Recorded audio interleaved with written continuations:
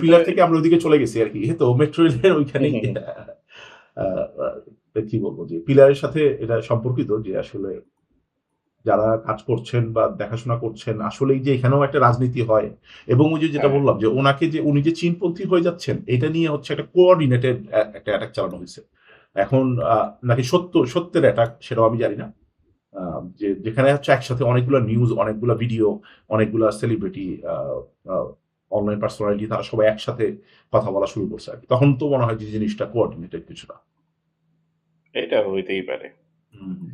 তো আমি তো মনে করি যে হলো গিয়ে যে মানে এখন হলো গিয়ে জাপানিজ কন্ট্রাক্টর নাকি কন্ট্রাক্টর বাট আমি জানি লাস্ট সরকার যেসব কাজ করছে সব হলো গিয়ে সাব কন্ট্রাক্ট এ চলছে। তো বাংলাদেশে এবারেও যে সাব মেক্সিমাম কন্ট্রাক্ট এ হ্যাঁ, সাব চলে না? কন্ট্রাক্ট এই চলত। হ্যাঁ, এটা ট্রু। তো ওইটাই। তো আর এটার মধ্যে আবার কথা আছে। পুরাটাই যে সাব কন্ট্রাক্ট এ চলে তা না। তোমার হুম, কনসালটেন্ট বা কন্ট্রাক্টর বাংলাদেশে অবশ্যই বাংলাদেশ থেকে নেওয়া হয়। পরিশ্রমী বা ওই লেবার ফোর্স যেটা সেটা হয়তো বাংলাদেশে থাকে অনেক ক্ষেত্রে। তাও পুরাটা থাকে না। কিছু যেমন হাই স্কিল লেবার ফোর্স ও হচ্ছে চায়না তাদের দেশ থেকে চীন বা জাপান তারা নিজের দেশ থেকে নিয়ে আসে।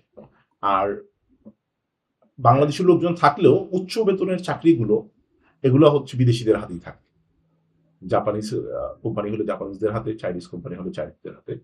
তবে চাইনিজদের। বাংলাদেশীরাও অনেকে কাজ করার সুযোগ পায়। যেমন বাংলাদেশে যেমন অনেকেই এই সিভিল ইঞ্জিনিয়ারিং সেক্টরটাতে গত হুম, ১৫ বছরে অনেকেই খুব খুশি ছিলেন।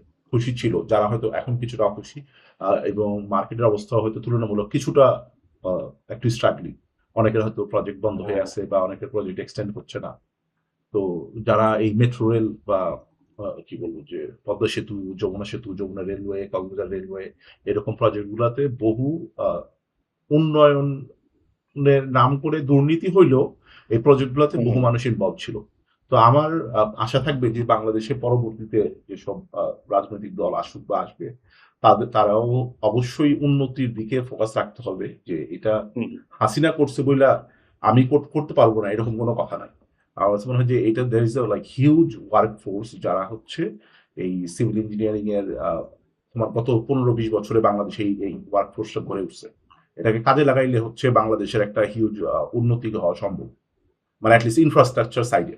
এটা কারণ তুমি কিন্তু সবসময় যে অনেক কিছুই মনে করো এই চীন যে গতিতে আগাচ্ছে এখন পারতেছে কেন? কারণ সে ওই হ্যাঁ, ওয়ার্কফোর্স টা হ্যাঁ, তৈরি করছে। তার সব সেক্টরেই হচ্ছে প্রচুর স্কিলড স্পেশালিস্ট আছে। তো বাংলাদেশেও এখন যে গত ১৫-২০ বছরে এই ধরনের লার্জ স্কেল হাই স্পিড দ্রুতগতির হ্যাঁ। প্রজেক্ট করার যে একটা সক্ষমতা গড়ে উঠছে কিছুটা। পুরোপুরি যে বাংলাদেশের টেকনোলজি তাও না। কিন্তু বাংলাদেশের অনেক স্কিল ফোর্স তৈরি হইছে। তাদেরকে কাজে লাগাইলে আগামী ১৫-২০ বছর এই গতিতে আগায় যাওয়া সম্ভব।